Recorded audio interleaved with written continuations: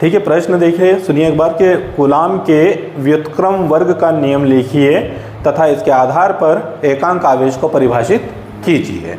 Coulomb का नियम है ये, कूलाम के व्युत्क्रम वर्ग का नियम तथा इसके आधार पर एकांक आवेश को परिभाषित कीजिए। और ये नियम जो है ये किससे संबंध रखता है, तो ये संबंध रखता है कैसे, आवेश, आवेश संबंधी कूलाम का नियम। एक कूलाम का नियम और है हमारे पास, वो चुंबक संबंधी। लेकिन यहाँ पर प्रश्न दोनों के सेम आते हैं, लेकिन प्रश्न में जो लास्ट वाला जो प्रश्न आता है ये चेंज आता है। इसमें क्या लिखा हुआ है कि इसके आधार पर किसको परिभाषित कीजिए, एकांक आवेश को। तो आपको समझना है कि अध्याय 1 का प्रश्न है ये, एकांक आवेश पूछा है तो हमें समझना है कि कौन से अध्याय का प्रश्न है ये, हाँ अध्याय 1 का जो है प्रश्न है। तो प्रश्न है कि कूलाम के व्युत्क्रम वर्ग का नियम लिखिए और इसके आधार पर एकांक आवेश को परिभाषित कीजिए। और इम्पोर्टेंट प्रश्न है, 3 नंबर के लिए आता है। ठीक है, अब देखना आंसर क्या है। आंसर वही है जो हमने न्यूटन का सार्वत्रिक गुरुत्वाकर्षण का नियम पढ़ा था 11वीं में, सेम ऐसा ही है ना। लेकिन अब वहाँ 2 पिंडों के बीच बल लगा था, यहाँ पर 2 आवेशों के बीच क्या लगेगा, बल लगेगा। 2 आवेश कैसे, तो वो भी किस आकार के, बिंदु आकार के, यानी बिंदु आवेश। तो किन्हीं भी 2 बिंदु आवेशों के मध्य लगने वाला आकर्षण या प्रतिकर्षण बल, कौन सा बल, आकर्षण या प्रतिकर्षण बल तो लगेगा। यदि वो पास में है तो दोनों के बीच क्या लगेगा, बल तो है, बल लगेगा। तो कौन सा बल लगेगा, आकर्षण बल या फिर प्रतिकर्षण, कि किन्हीं भी 2 बिंदु आवेशों के मध्य लगने वाला आकर्षण या फिर प्रतिकर्षण बल। ठीक है, अब देखना, अब ये बिंदु आवेश का परिमाण, परिमाण मतलब मान उसका, Q1 मान लिया हमने, इसका परिमाण हमने कितना मान लिया, Q2, और इनके बीच की दूरी हमने कितनी मान ली टोटल, R। ठीक है, तो अब इनके बीच लगने वाला आकर्षण या प्रतिकर्षण बल किस किस के बराबर होता है, तो इनके बीच लगने वाला आकर्षण या प्रतिकर्षण बल उन बिंदु आवेशों के परिमाणों, परिमाण Q1 और Q2 के गुणनफल, गुणनफल के समानुपाती, गुणनफल के समानुपाती, और उनके बीच की दूरी, बीच की दूरी कितनी है, R, बीच की दूरी के वर्ग, वर्ग के व्युत्क्रमानुपाती, उल्टा है ना, ये 1 के बटे में है, तो वर्ग के कैसा, व्युत्क्रमानुपाती होता है, और ये क्या है, समानुपाती। ये कूलाम का नियम है। एक बार और सुनना, गुरुत्वाकर्षण का नियम और उसमें ज़्यादा डिफरेंस नहीं है, शब्द चेंज हुआ है केवल। वहाँ पिंडों की बात हो रही थी, यहाँ पर किसकी बात हो रही है, बिंदु आवेश की बात हो रही है। किनकी, बिंदु आवेश। तो किन्हीं भी 2 बिंदु आवेशों के मध्य लगने वाला आकर्षण या प्रतिकर्षण बल उन बिंदु आवेशों के परिमाणों, परिमाणों के गुणनफल, गुणनफल के समानुपाती तथा उनके बीच की दूरी, दूरी के वर्ग, वर्ग के व्युत्क्रमानुपाती होता है। यही कूलाम का नियम है।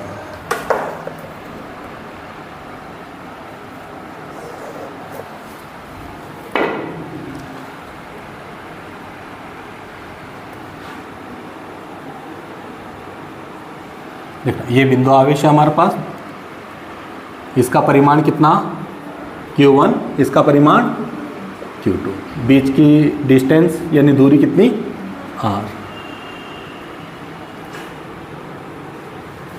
देखा है यहाँ पर लिखी है, माना 2 बिंदु आवेश कौन से है, Q1 व Q2 है, जिनके बीच की दूरी, जिनके बीच की दूरी कितनी है, स्मॉल r है। अतः इनके बीच या इनके मध्य लिख देते हैं,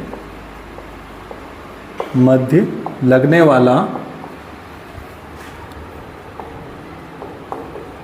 वाला बल कूलाम के नियम से ना, कितना लगने वाला बल F कितना हो जाएगा, F समानुपाती Q1 इंटू क्या, Q2। ये समीकरण कौन सा, फर्स्ट। और दूसरा क्या लिखेंगे, F समानुपाती क्या लिखेंगे, 1/r आर स्क्वायर। ये समीकरण कौन सा?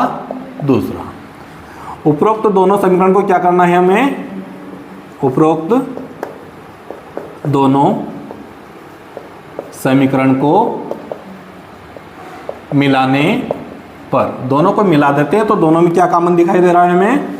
एफ। फिर क्या कॉमन दिखाई दे रहा है? समानुपाती। ऊपर कौन है? Q1 इंटू बटे में कितना है? R square. Q1 into Q2। अब क्या करना है हमें? समानुपाती का चिन्ह हटा के बराबर लगा के एक नियतांक लगाना है। कितना? K। Q1 इंटू Q2 बटे में क्या? Are square. अब K के बारे में लिखेंगे हम कि जहां K एक क्या है? K एक नियतांक है जिसका मान काय पर डिपेंड करता है? जिसका मान माध्यम तथा मात्रकों की पद्धति पर निर्भर करता है।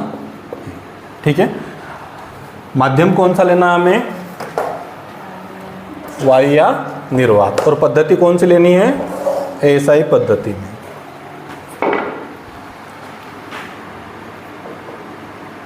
वायु या निर्वात में एएसआई पद्धति में K का मान कितना होता है? K is equal to 1/4 pi epsilon 0, जहाँ एप्सिलॉन 0 बराबर क्या होता है? वायु या निर्वात की, वायु या निर्वात की क्या बोलते हैं इसको हम? विद्युतशीलता। ठीक है, तो इसको नाम दिया हमने समीकरण कौन सा? ये 3 आ जाएगा। 1 2 3 है ना, 1 2 तो बन गए थे। ये मान कहाँ रख देंगे? K का मान हम समीकरण 3 में रख दीजिए आप, समीकरण 3 में। तो F बराबर K का मान 1/4 पाई एप्सिलॉन 0। फिर Q1 इंटू Q2 बटे में कितना? R square. ठीक है, कूलाम का नियम। मात्रा क्या रहता है इसका? बल का न्यूटन, है ना। परंतु 1/4 पाई एप्सिलॉन 0 बराबर काय के बताया था मैंने आपको? 9 × 10⁹ 9। 9 × 10⁹ 9। तो ये मान यहाँ पर वापस कर देंगे। अतः F बराबर क्या? इसकी जगह कितना लिखेंगे हम? 9 × 10⁹ 9 इंटू में कितना है? Q1 इंटू Q2 बटे में कितना? R square. ठीक है, मात्रक इसका क्या? न्यूटन। अब किसके लिए करना था यहाँ से हमें? एकांक आवेश के लिए, एकांक आवेश के लिए ना। इसके लिए क्या किया था हमने कि यदि R बराबर कितना? 1 मीटर, R बराबर 1 मीटर और Q1 बराबर काय के? Q2 के बराबर काय के? Q, तथा F इजिकल टू कितना किया था हमने? 9 × 10⁹ 9 न्यूटन। तो देखते हैं हम यहाँ पर, तो है ना, इसको नाम दे दो। इक्वेशन 3 हो गए ना। ये कौन सा दे दिया हमने? 4। तो समीकरण काय से चलते हैं हम? काय से? 4 से। 4 में ये सभी मान रखना है। यहाँ पर F की जगह कितना लिखेंगे हम? कितना? 9 × 10⁹ 9 बराबर में कितना है? 9 × 10⁹ 9। Q1 की जगह Q2 की जगह बटे में R की जगह 1 का क्या लगा है? वर्ग। खैर 1 का वर्ग कोई फर्क नहीं पड़ता है ना, कि 1 का वर्ग 2 तो नहीं होता है ना नेहा? 1 का वर्ग 2 तो नहीं होता है ना, 1 का वर्ग 1 है ना। 1 का चाहे कितनी बार भी गुणा करिए आप, उसका इंटू कितना आता है? 1 ही आता है ना। कितना चाहे घात कितनी भी लगी हो, हमें कोई दिक्कत नहीं उससे। चलिए, ये तो कटेगा। कितना बचा? 1। इस 1 से कोई मतलब नहीं हमें। Q और Q कितना हुआ? है ना। तो Q is equal to plus minus कितना बचेगा हमारे पास, 1 बचेगा, क्योंकि वर्ग हटेगा तो प्लस माइनस में आ जाएगा, है ना। ये बन गया हमारे पास एकांक आवेश। क्या बना ये, एकांक आवेश। और इसकी क्या लिखना है हमें, परिभाषा। क्या लिखना है यहाँ से, परिभाषा। तो परिभाषा है कि एकांक आवेश वह आवेश हैं जो वायु या एकांक आवेश वह आवेश हैं जो वायु या निर्वात में 1 मीटर की दूरी पर रखे सजातीय आवेश को 9 × 10⁹ न्यूटन बल से क्या करता है, प्रतिकर्षित करता है। तो नोट कर लीजिए, डेफिनेशन में लिखा।